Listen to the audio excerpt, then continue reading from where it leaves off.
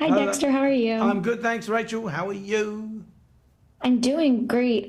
So I will be very honest right up front. I am a big fan of your movies. Rocket Man to me deserves many of Oscars that it did not get. Wow. And Thank you. that is the bane of my existence that it did not get the recognition it deserved.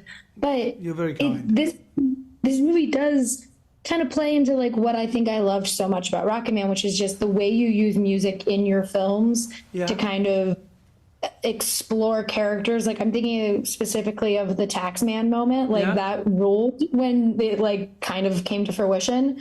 And so what is it for you as a director that helps you craft stories with soundtracks and music to guide the characters?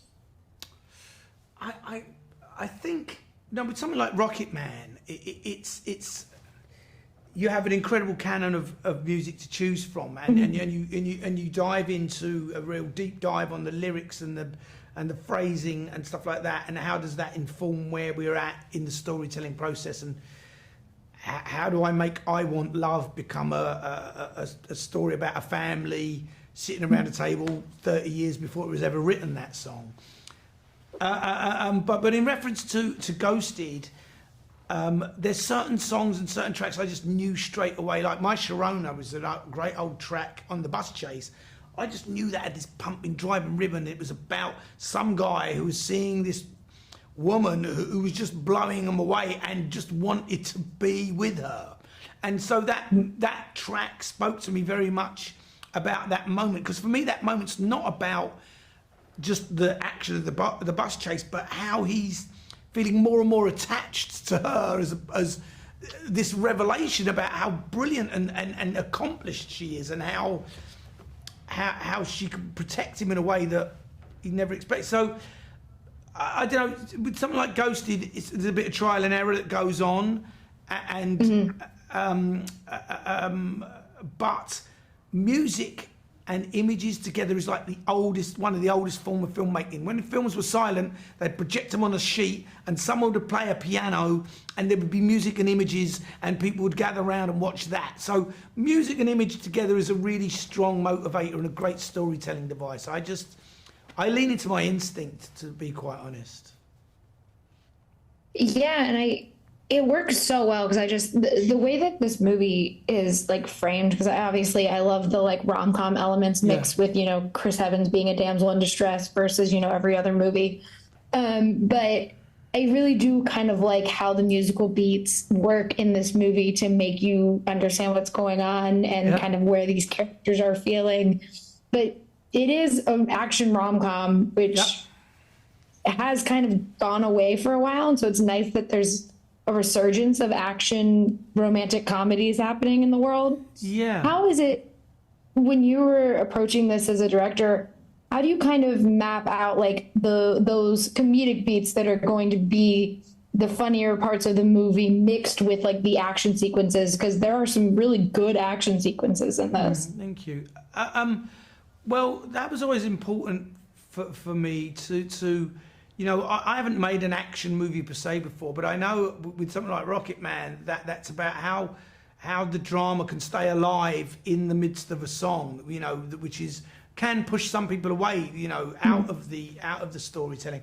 And I think what's consistent about Ghosted for me, or what we always thought to do, is to keep that relationship always at the center of whatever is going on, and not let whatever else is going on get in the way of that. And if it does, to always remind people that, hey, this is about two people trying to find a way to communicate, but be honest about that and authentic about that relationship. The first 15, 20 minutes of the film is just them going on a date. It's like, and sometimes it's awkward and crazy. It starts with the initial attraction. They're both like, wow.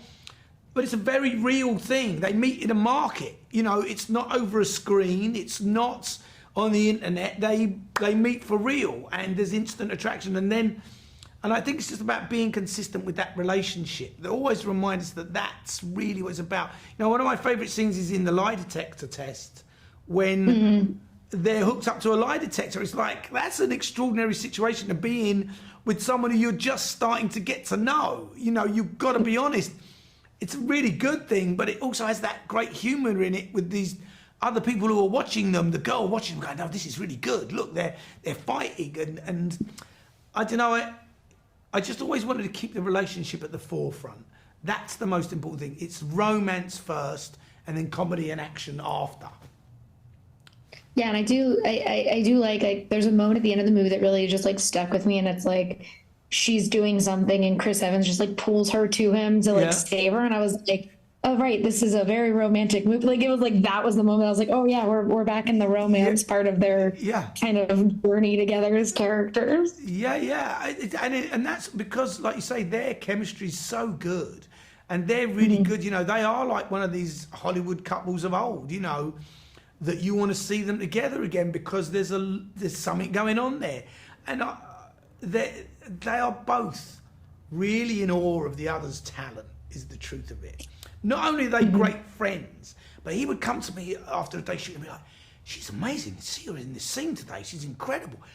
I mean, man, she's just going. I'm like, Chris, you got you bring your A game. She's here to play. He's like, I know. She's amazing, and they would sit at the side of the set and she would just be laughing all day at whatever he said. I don't know what he's saying because I'm busy, but I look back and they're sitting on there just laughing and just joking. I don't know what they're talking about, but they're having a great time. And then I just go, great, and pull them onto the set and keep that kind of great connection and friendship and energy going. But then there is also adding a little bit of, a little bit of heat to it as well, because they're both good looking and that's what we want to see. Yeah, that is what you want to see. Yeah, that's what we want to see. Let's be honest. It's so good, and I do love, like, my favorite sequence in this movie, I think, is like the crazy fight sequence, like towards the end, where there's the spoiler, like a bunch of cameos. Yeah. And it is really one of the funniest things I've ever seen, because I was like, who's gonna show up? And like, was just on the edge of my seat the entire time trying to figure out who was coming next. Great. How much of that is just like, we're giving this to fans because we want to see all these people like show up and be in these movies, and how much of it is like you getting to have fun and just be like, yeah, it'd be cool if like so-and-so just like rolls up and does this and then so-and-so does that. Well, there's certainly that element. Look, I mean, we didn't know always who those people were going to be. It was just an idea. We'd be like, this would be cool if it was someone great. And then it's like, Chris, can you phone and ask him if he wants to come here? Like, yeah, okay, I'll ask him. And then Chris would go off and do that. And then I'd say to the producer, I really like this actor. Can you just ask him if he'd do it? And she'd say, I'll try. And then she'd come back and go, well, he said yes. And I'm like, amazing. And some people weren't available and that. But there's a lot of goodwill in our community. We're very lucky. And I've done it myself. And Chris has done it. And you go and get involved in things because making a film is hard and people want to contribute and be a part of it. And if it gives fans, like you say, I understand what you mean, in a certain world, they're like, oh my God, it's those two together. Then Chris and this other person who remains nameless thought it was absolutely hysterical that they were together doing this scene. They were like, this is funny. It was really funny. I loved it. Yeah, it's so good. And that's just, but it's good because the film sort of supports it. And then it carries on back with the romance and gets back into the drama and the action. Hopefully it doesn't grind to a halt and then you go, oh, you sort of just go, oh, great, it's them. I just treated them like they had to do their character work like everybody else. They had to, Yeah, it ruled. It was so much fun. Thank you for talking with me today. I do wish that I got to see the you in the Dungeons and Dragons cut. Because that would have been a delight. I was brilliant. I can't say. I mean, I know Bradley needed some cover. I was happy to do it for him. I'll do it again. But I was really very good. And if you talk to Bradley, you can tell him I said that. I will do. Thank you so much for talking with me today. Likewise. Glad you enjoyed it. Thank you. Thanks.